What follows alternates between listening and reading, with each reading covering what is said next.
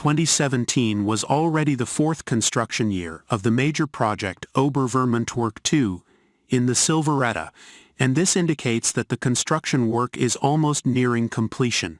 Again this year, there were tremendous progress in various construction sections. This includes, for instance, the machine cavern, a massive cavity located 800 meters deep inside the mountain. The concrete work is largely completed, with the turbine and pump spirals already partially embedded in concrete. Teams are now primarily occupied with high-pressure water jetting. For instance, in the underwater area, protection boxes have been installed, and the concrete construction in the machine cavern as well as the transformer cavern adjacent to it were mostly completed by the end of 2016. Furthermore, by the end of 2016, the construction in the 2.8-kilometer-long Silvretta tunnel was mostly complete. Concrete lining works in the tunnel were carried out day and night, with the excavation already completed in 2016. Afterwards, the inner shell was concreted, using prefabricated concrete parts. Sections of progress were made by placing prefabricated concrete parts on the pre-foundation and moving the huge formwork trolley forward each time. In the transition area to the mountain, the formwork trolley was moved forward by 14 meters each time, serving as a mold for the concrete lining. The adjustment was made locally. Approximately 220 cubic meters of concrete were needed for each tunnel section. In total, around 45,000 cubic meters of concrete were processed in the Silvretta tunnel. One of the most complicated tasks was completing the area where the connecting tunnel branches off to the water castle from the Silvretta tunnel. Here, elaborate reinforcement work was necessary. At the lower end of the pressure 18 boards, the installation of the distributor pipeline began by the end of 2016. The so-called Hosen pipe, which has one inlet and two outlets, and will later conduct water from the pressure shaft to the two machine leads. The armor here is assembled from individual parts, which are first transported here and then welded together shot by shot. Workers spent a total of 5 months transporting, attaching, and welding the pipe parts for the distributor pipeline.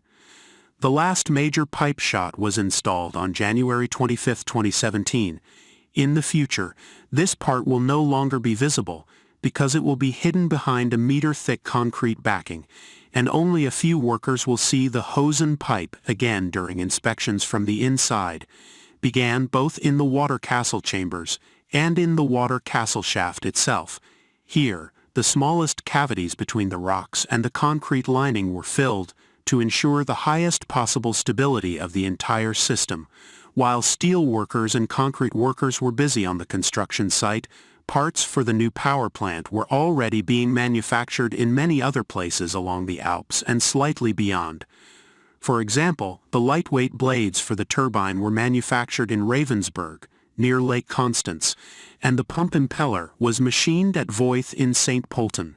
The impeller, cast from a single piece, undergoes machining steps to the hundredth of a millimeter. The pump's keel was welded together at the same location, and parts of the transformer were also produced here, in a combination of large-scale mechanical engineering and the finest craftsmanship, as the huge parts ultimately have to fit precisely to the millimeter.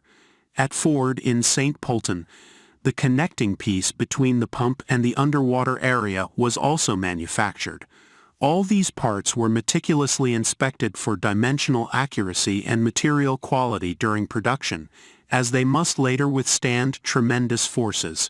Finally, the parts are assembled at the factory and checked for dimensional accuracy for the first time, such as the transformer, which will later connect points and generator. While some parts are disassembled again and only reassembled on the construction site, others, like this pump cover, are already delivered fully assembled. The cover is already delivered ready for use. Relocation to Switzerland to the generators, Canton Aargau here, are already the parts of the generator. For the Obervermuntwerk plant 2 meters emerge in the state. Before the fixed part of the generator, around 108,000 individual sheets are used by hand during the shift. The sheets are pressed together at regular intervals. The largest part of the conductors, called bars in technical jargon, is already installed in the manufacturer's factory to avoid losing time on the construction site later. A total of 528 copper bars, in which the electrical energy is generated later, are used and screwed here, but they must also be soldered and well insulated against the high electrical voltages in order to avoid short circuits within the state.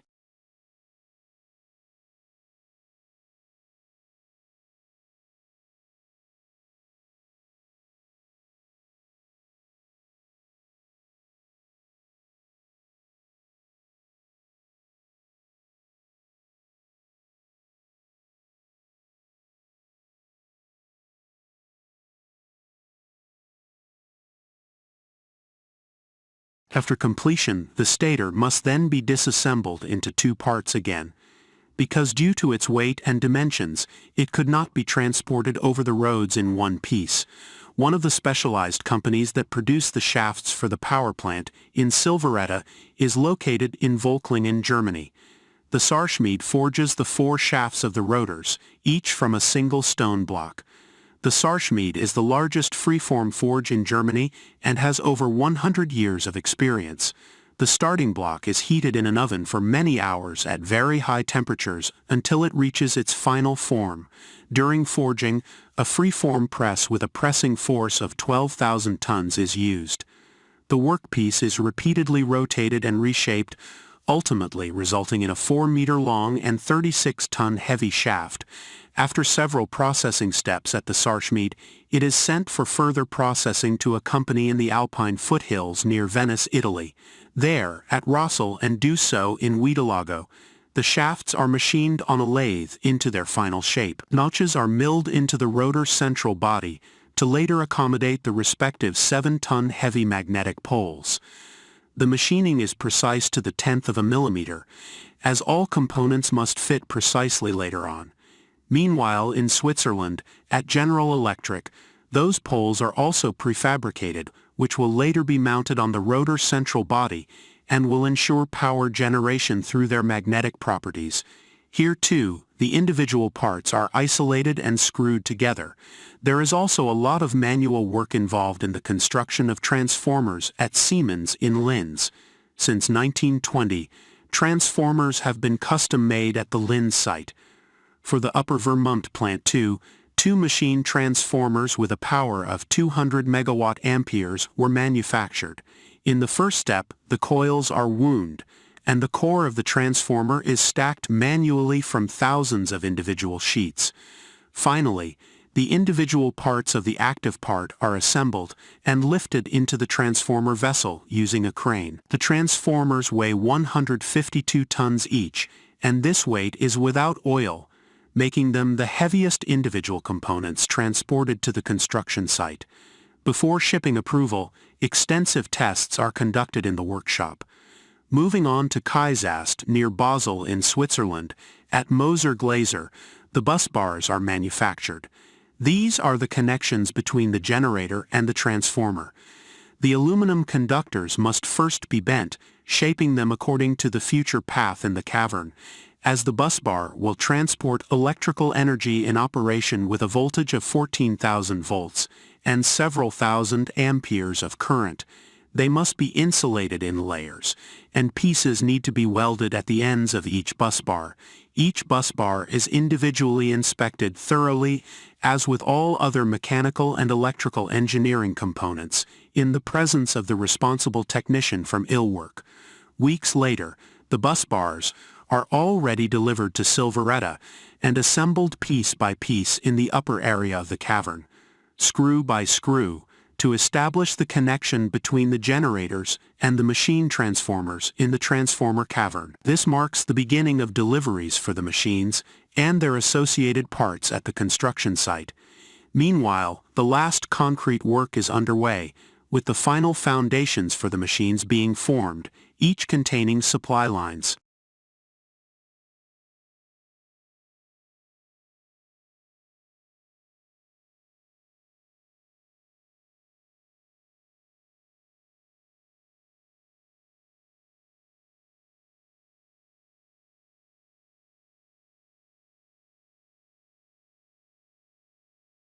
generator cover.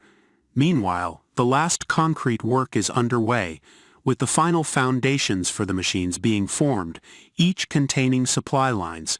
Then, the first major machine component, Part 1 of the generator side cover of the pump, arrives. Once again, the foresight in planning this construction becomes apparent, as the cover must be hoisted to a construction site lying beneath an already embedded spiral, making it impossible for the crane to directly suspend it.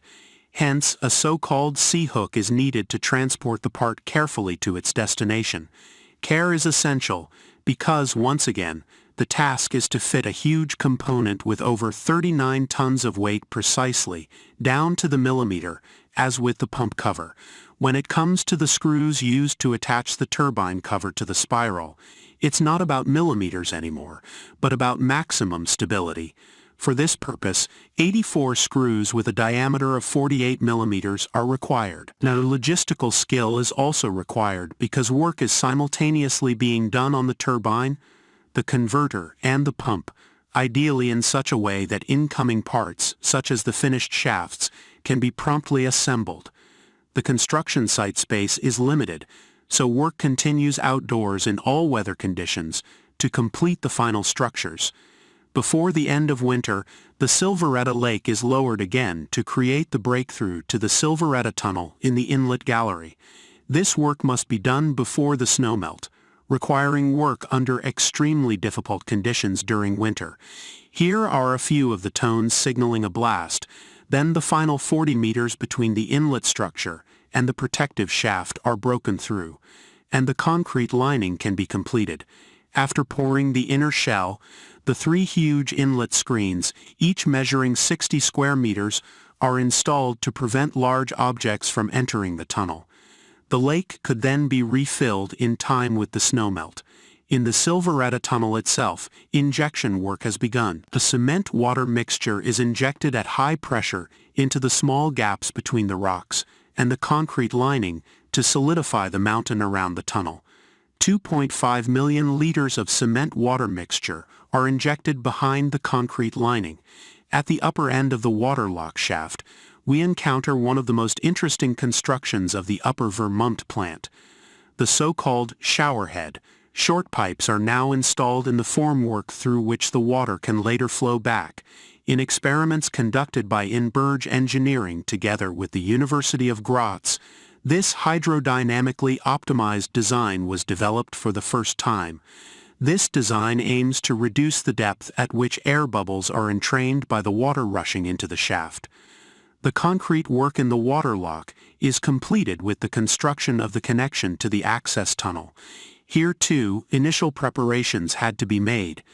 Elaborate wooden formwork was built, and every transition between the upper chamber and the access tunnel was completed. The shaft of the waterlock is as tall as the Eiffel Tower. In this nearly 300-meter deep and pitch-black abyss, technicians were lowered using mobile cranes to install sensors that would later provide information about the water level.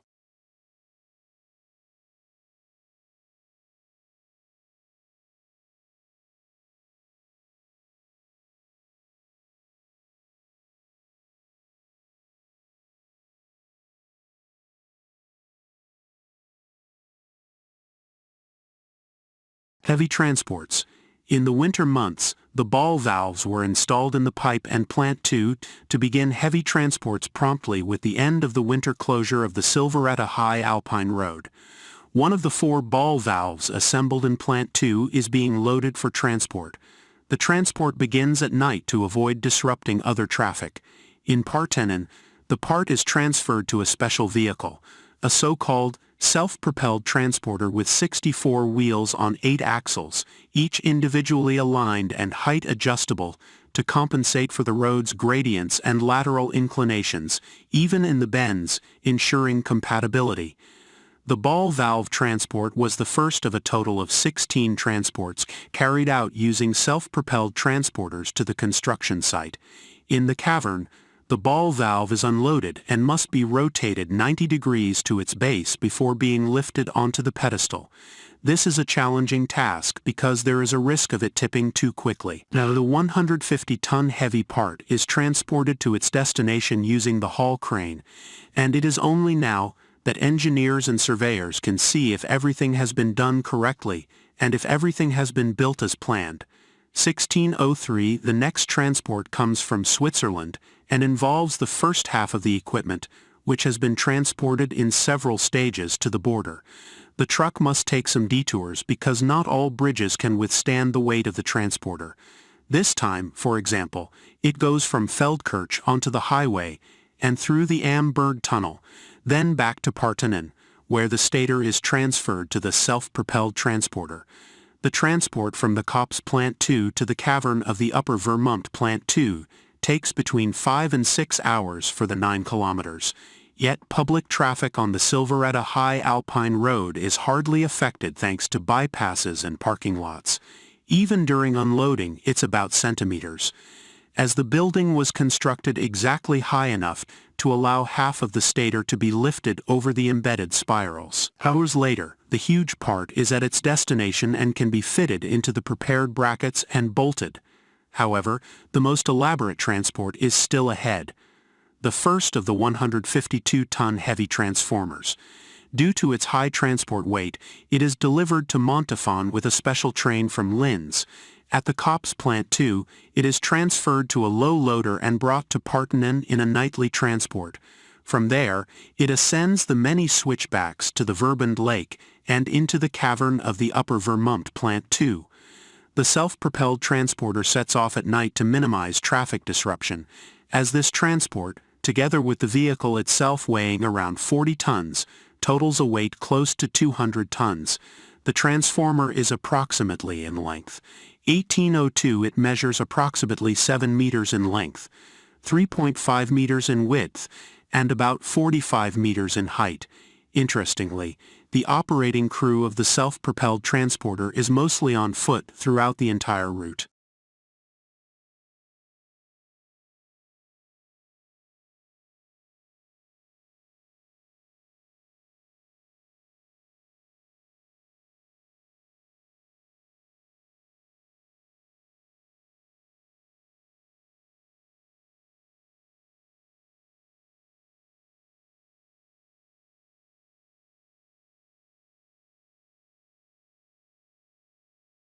Transformer shifting. Even the shifting of the transformer upon arrival at the power plant, from the entrance area to the transformer cavern, is not simple. At its destination, there is no crane available to lift it from the vehicle. Therefore it must be placed on transport rollers in the large machine cavern and then pushed or pulled into the transformer cavern using gripping tugs. This movement takes place on installed steel rails, which were planned and installed early in the concrete works. The transformers convert the energy provided by the power plant for the high-voltage grid or taken from the grid to the respective voltage level. In the power plant generators, this is 14,000 volts, and in the lines up to the Burs substation, it's 220,000 volts. However, the transformer is far from finished, as many components still need to be installed. These include the cooling system lines, the expansion vessel, and, for example, the insulators, which can only be mounted now as the transformer would have otherwise been too large for transport. Finally, the 36,000 liters of special insulation oil are filled in. The transformer oil is heated to facilitate its filling into the transformer. The transformer now weighs a total of 187 tons. Work on the 4 ball valves is also progressing. They are each bolted to the flanges of the distribution pipeline, with each bolt weighing 40 kilograms. Now 2 lifting cylinders are attached to each ball valve, with which the ball can be opened or closed within the housing. These arms, with their weights of up to 80 tons, also serve as an important emergency facility. In the event of a failure, they gradually close the pressure pipeline due to their own weight. Each of the 300-ton ball valves begins to move as the first tests are conducted, initially very slowly, until all endpoints are adjusted. The individual parts of the rotor are assembled in the cavern. First, the rotor central body must be rotated using a telehandler and the haul crane. During this process, the rotor central body must not touch the ground to prevent any damage, requiring absolute precision and delicacy from both crane operators.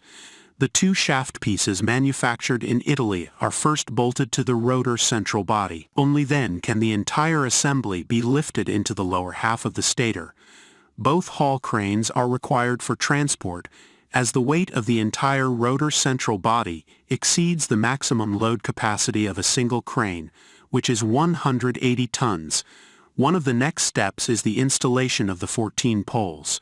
Inserting the poles into the slots with only a 1 mm tolerance is a demanding process. The poles must be aligned perfectly horizontally and raised to the correct height for installation. The poles are then slid one by one into the rotor central body, where they are centered, wedged, and bolted.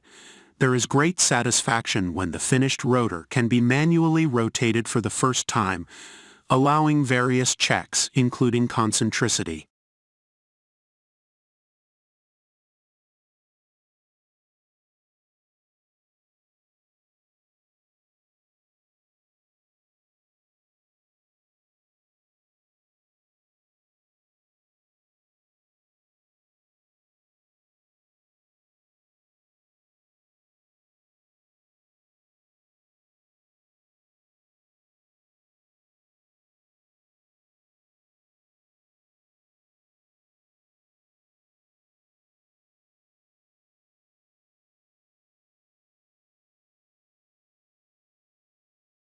Work is also progressing diligently on the underwater side of the machines. The 3.8 meter wide and 58 meter high protective panels are lifted into their guides in a complex assembly process. With these panels, the underwater connection to the Verbund lake can be sealed off. Together with the upper water side ball valves, the machine can later be drained for regular maintenance and inspection.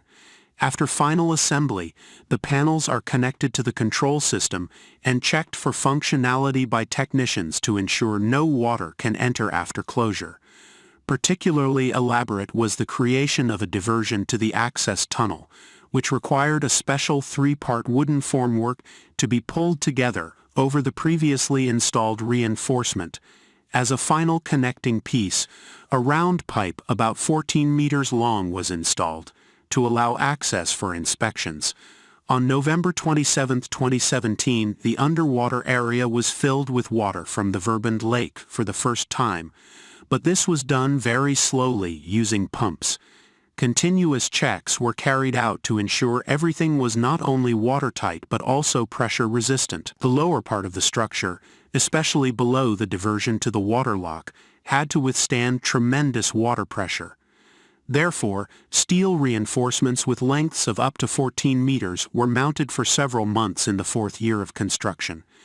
The inner diameter of the pressure pipeline decreases while the wall thickness increases to withstand the immense water pressure.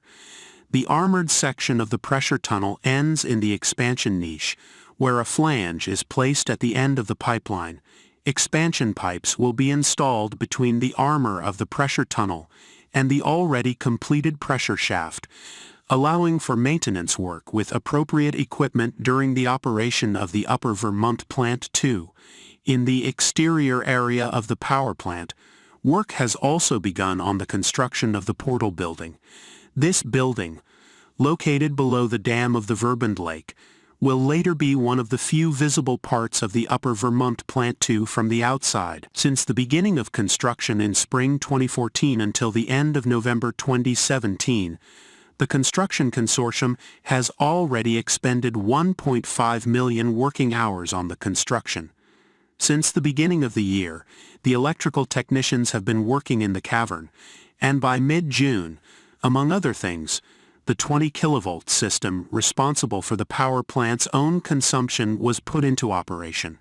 Gradually, the prefabricated control cabinets are being installed, connected, and put into operation, Extensive testing and functional simulations of the individual systems follow. Due to the limited space in the cavern, a gas-insulated 220,000-volt SF6 switchgear is being used for energy transport, which is already largely completed. The special insulating gas, sulfur hexafluoride, reduces the dimensions of the switchgear and also serves for arc extinction during switching operations. From here, the generated electricity is transported to the high-voltage grid. The transport is carried out through the prominent stone, where the high-voltage cables, which were already installed in the fall of 2016, are now connected in the sleeve shafts. The high-voltage line is led down the former inclined elevator route of the Verbund plant into the valley. Here, the cables are pulled even in extremely harsh weather conditions, as work cannot be carried out in steep terrain in the snow. 3 cables, each with a diameter of 13.2 centimeters and a total length of approximately 4.9 kilometers, are laid from the 220 kV switchgear in the cavern to the open-air switchgear Kopsa plat in the patent. The partially covered sections in the steep stretch where the cables are laid will be covered and later landscaped to not disturb the landscape and wildlife. In the final section of the energy transport system to be completed, the high-voltage cables are pulled from the dam of the Verbund Lake through the cable and alignment tunnel, using pushing devices and winches up to the 220 kV switchgear. In the machine cavern, the completion of the first set of machines is progressing rapidly. The upper stator half, weighing 112 tons, is now being placed on the lower stator half and bolted together with it. In between, the movable rotor lies. In the transition area between the two halves, the bars still need to be soldered and insulated. A general assembly is completed by the high-voltage testing.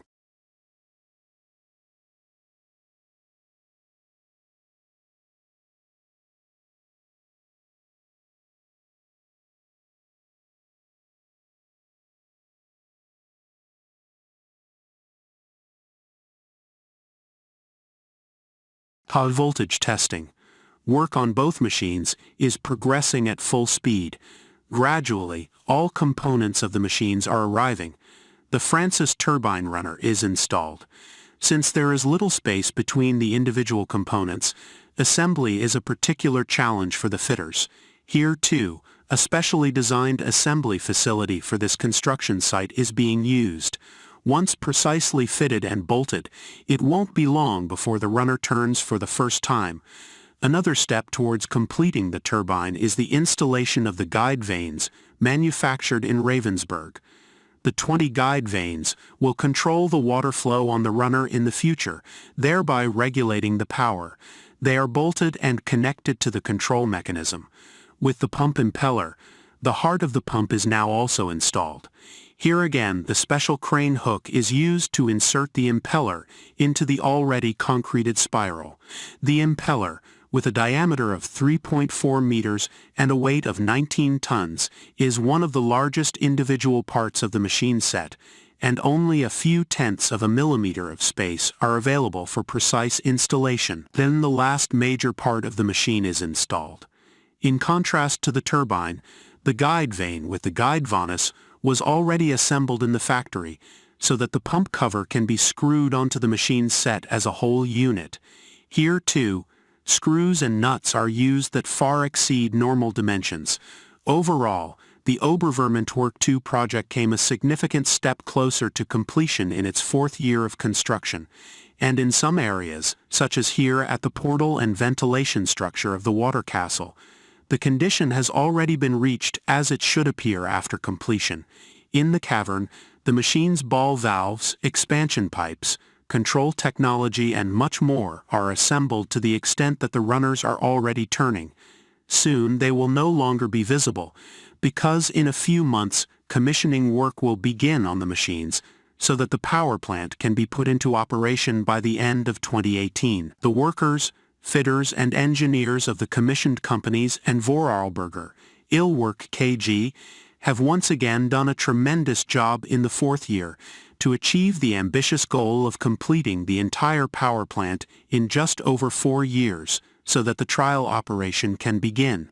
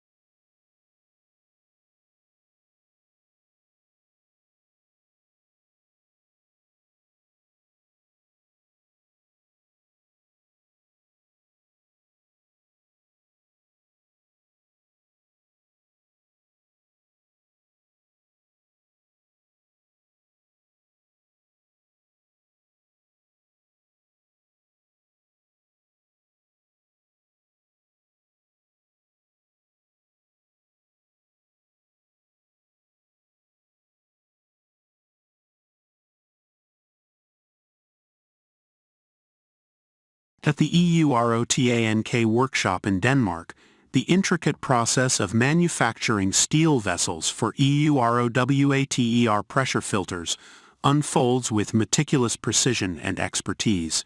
It begins with the arrival of high-quality rolled steel plates, sourced from trusted suppliers, which serve as the foundational material for crafting these essential components. Each plate undergoes rigorous inspection to ensure it meets stringent quality standards, guaranteeing the integrity and durability of the final product. With meticulous planning and attention to detail, skilled craftsmen meticulously cut and shape the steel plates according to precise specifications using state-of-the-art cutting and bending machinery.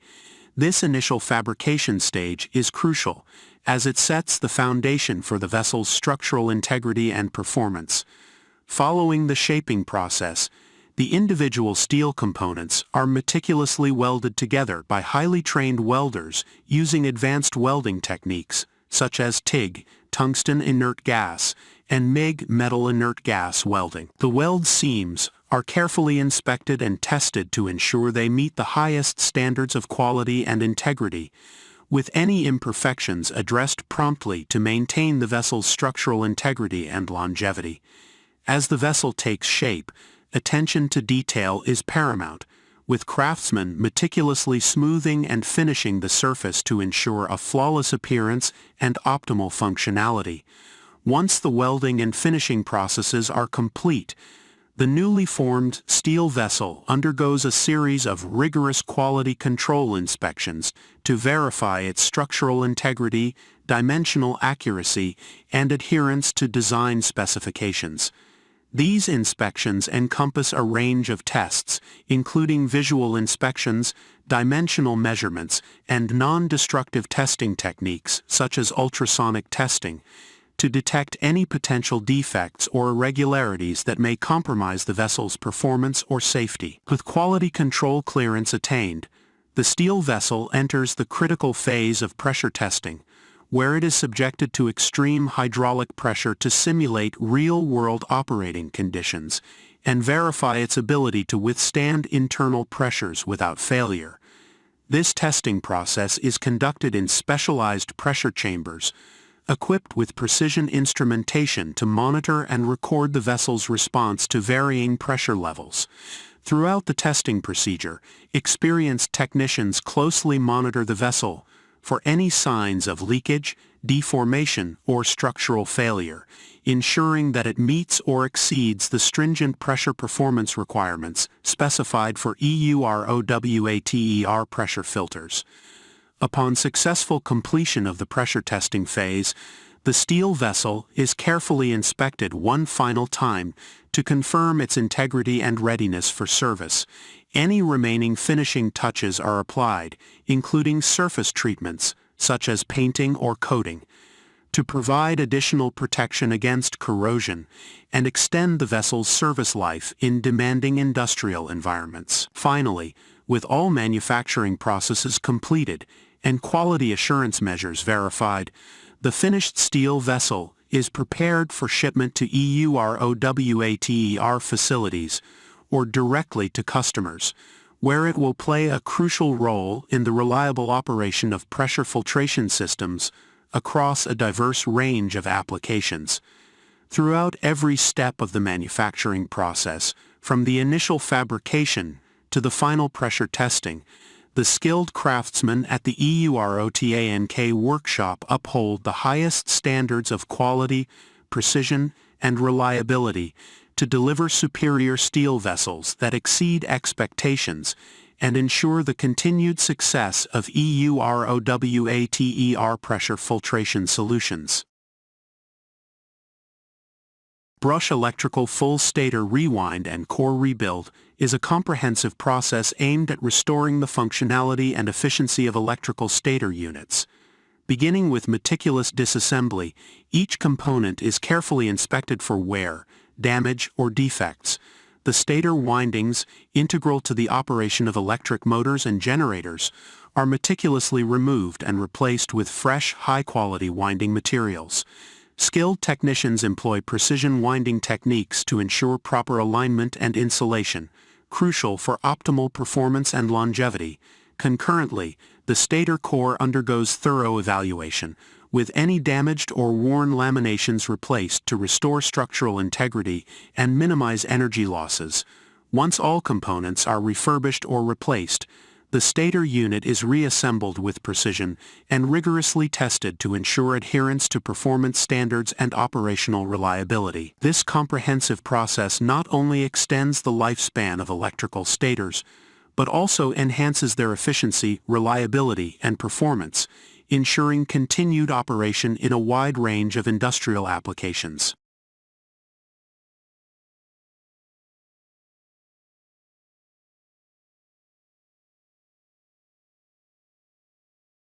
The video presentation showcases the meticulous process of expertly straightening a significant chassis damage on a Mercedes Benz Actros truck, covering every aspect from start to finish. Chassis straightening is a critical procedure, especially for heavy-duty vehicles like the Actros, as any structural damage can compromise the safety, performance, and longevity of the truck. The presentation begins with a comprehensive assessment of the damage, conducted by experienced technicians who carefully inspect the chassis to identify areas of deformation, misalignment, or stress.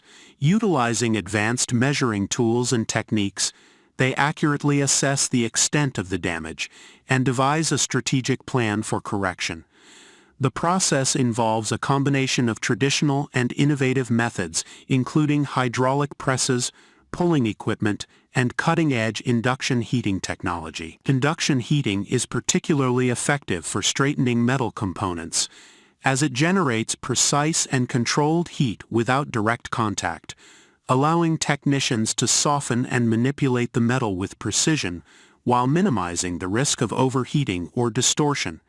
As the presentation progresses, viewers are guided through each step of the straightening process, from the initial setup and preparation to the careful application of force and heat to gradually coax the chassis back into its original shape and alignment.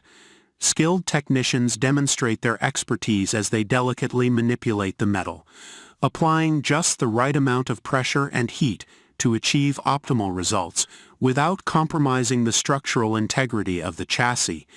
Throughout the presentation, emphasis is placed on safety, quality, and precision, with technicians adhering to strict protocols and standards to ensure the integrity and reliability of the repaired chassis. Once the straightening process is complete, the chassis undergoes thorough inspection and testing to verify its alignment, structural integrity, and compliance with manufacturer specifications. Advanced measurement tools, such as laser alignment systems, are employed to ensure accuracy and precision, with any remaining imperfections addressed promptly to guarantee the highest level of quality and performance. Finally, the video concludes with a before and after comparison, highlighting the remarkable transformation achieved through expert chassis straightening. Viewers are left with a newfound appreciation for the skill, precision, and technology involved in repairing substantial chassis damage on heavy-duty trucks like the Mercedes Benz Actros. The presentation serves as a valuable resource for technicians, fleet managers, and truck owners alike, offering insights into best practices, techniques, and technologies for maintaining the safety, reliability, and performance of commercial vehicles.